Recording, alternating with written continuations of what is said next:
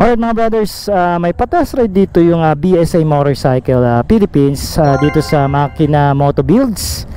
Moto Builds Pinas 2024. Hindi na pala si Makina ang nag-organize dito mga brothers. Susubukan natin yung motor pero dito lang. So bibigyan ko lang kayo ng first impression ride dito sa Gold Star 650 nila.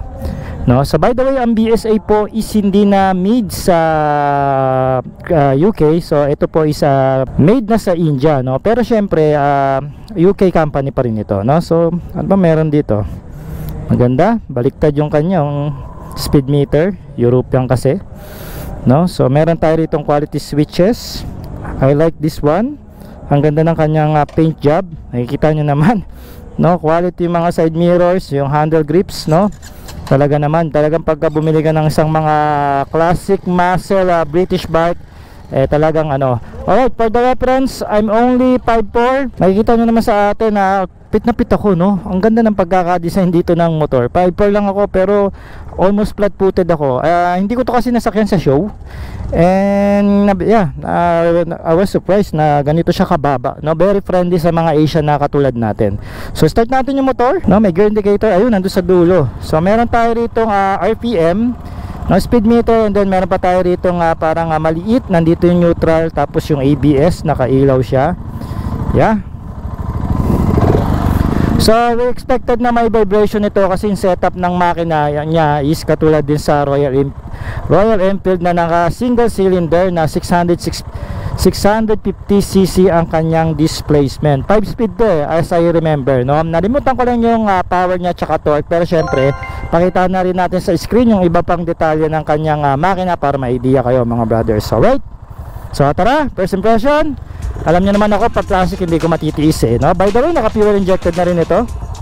Na vibration sa kanya, alive na alive, no, which is good para sa isang mga classic na motorsiklo.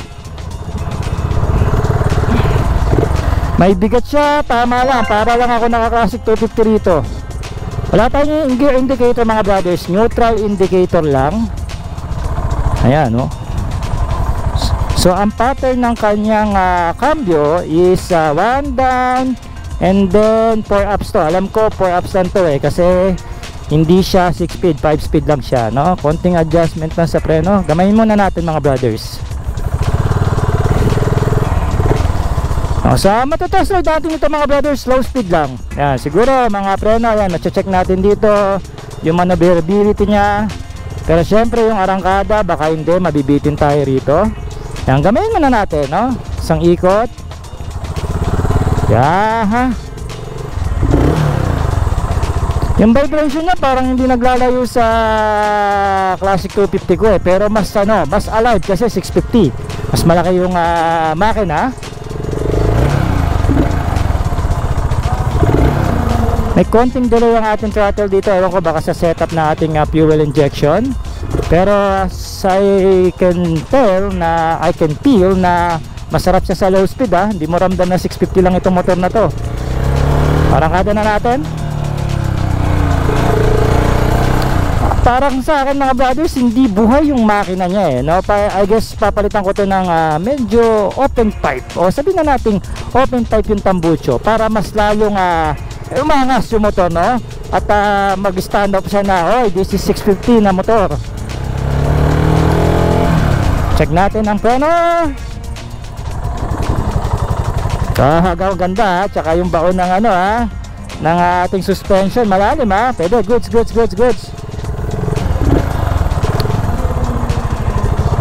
So isang model pa lang ang nilabas dito ng BSA Philippines mga brothers. I guess ito pa lang ata yung model nila, Gold Star 650. Kasi nung araw maraming mga model ang BSA, parang Norton yan tsaka Triumph, no. Nawala lang sila and then bumalik sila ulit ngayon. Woo! Sarap maneho Feels natin yung suspension. Ang ganda maglaro, pare. Swabing yung harap at saka likod ng motor na to, no? I guess kahit sa off-road to hindi ganito iiwan, no? Ayan, inaalog-alog ko. Ganda men. Tsaka yung response ng preno rito, ayos. Naka-ABS kasi ito, dual channel. Diba? Sa mga biglaan and mga sudden brakes, laban to motor na to. Ayan So isa pa, ikot pa tayo. Well, ang mabibigay ko lang sa inyo rito ng impormasyon pagdating dito sa BSA, no? Partial lang naman ang ating review dito, parang expression lang. Slow speed lang, no? I guess kung gagamitin nyo to ng sa city ride, no, mga traffic, no? Slow speed lang, hindi naman kayo mare-recommend ko ito, no? Kasi ito lang yung magagawa nating test sa kanya, no?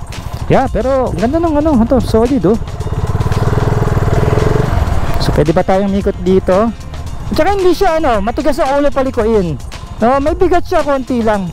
Parang hindi mo to na 650 ba to? Parang ka lang 250 Pero yung torque niya nandito, oh. Matorque siya mga brothers, primera pa lang yan, Wala kasi siyang gear indicator. Yun lang yung disadvantage niya. Neutral indicator lang siya, no?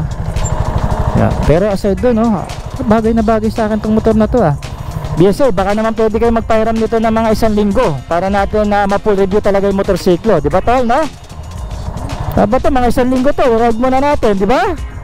Para ma-feel natin, hindi natin ma-build to dito, di ba? Parang nakakaingit lang yung test ride. Isa pa. Yung kabitawan yung motor, ganda, So, arangkada, kahit pa paano, check natin arangkada. Segunda. Malakas. Yeah. I like this. Hanggang segunda lang tayo rito mga brothers. 3-0, hindi na natin magagawa. Malakas yung motor. Matorque siya sa primera at segunda, no? And for me, hindi naman mato yan kasi classic to, kaya chill ride ka lang dito. Tapos yung feels ng ating seat dito, napaka-comfy niya mga brothers, no? Flat seat siya, hindi naman sumasayad yung hita ko. Tsaka ang baba ng seat height niya, grabe. Ganito lang pala ang seat height nito. But Asian friendly, no? Supposedly dapat kasi mga pambito ito, pero binabaan nila, no, para talagang pumasok sa mga Asian na katulad nating 5'4" lang in height, di ba? Ayan, no? Slow speed, ikot-ikot natin. Yeah. O, di ba? Tamnan naman. No, last one. Arangkada check. Tapos preno. Wow, responsive yung preno nyo, ganda. Alright, sana mapahiram tayo ng BSA Motorcycle Philippines para magkaroon tayo ng full review sa motor na ito, no? Hopefully kung magpapahiram sila ng mga around 2 weeks, no, mas maganda yan, para at least malaman talaga natin yung totoong potensyal ng motor. Pero sa ngayon, sa partial impression ride natin dito sa motor na ito, ang ganda ng pinakikita niya, no? Nakakabitin lang kasi ito lang yung lugar, so hindi natin siya maaarangkada, hindi natin talaga ma-check yung kanyang preno and suspension sa off-road, no? Pero ganun pa man, kakasolid ng motor na to, no? Malambot yung kanyang shifting, daling makapa. Ayan, nag-neutral kagad, tapos may side stand na indicators dito. Yeah, solid na solid. Gusto nyo malaman kung paano siya mag-rev? Tingnan nga natin ng muffler, fully exhaust na stainless steel na muffler mga brothers. Ayan, no? Woo! Solid, di ba? Tsaka yung build, di ba? Yung build dito yung binayaran mo, classic British muscle bike. Tsaka ang baba ng seat height. Ito yung nagustuhan ko rito. Akala ko kakapusin ako dito, no? Ganun pa man, maraming salamat BSA Motorcycle Philippines, and hopefully matest ride natin ito ng buo o full review, no? May kulay pa sila, may pula, and then ito black, and then silver. Alam ko 4 na kulay ito or 3, no? Ganda, pag classic talaga, nakakapanglaway. Sige na mga brothers, tapusin na natin to bago pa tayo mangarap ng tuluyan.